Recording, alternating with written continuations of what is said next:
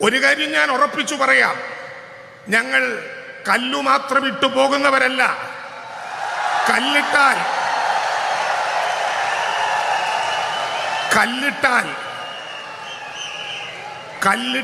കല്ലിൽ കല്ല് വയ്ക്കും, കല്ലിന്റെ മീതെ കല്ല് കെട്ടും, അതൊരു വീടാകും. അത് തീരുമാനിച്ച മനുഷ്യന്റെ കൈകളിലേക്ക് ഞങ്ങൾ സമ്മാനിക്കും.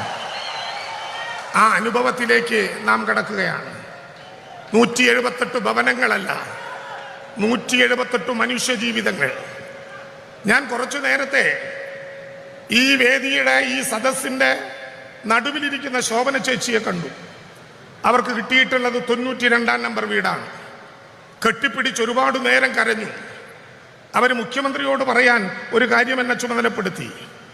എനിക്ക് മരണപ്പെട്ടുപോയ മകളായി ഇനി ഞാൻ ഈ 92 നമ്പർ വീടിനെ കാണും.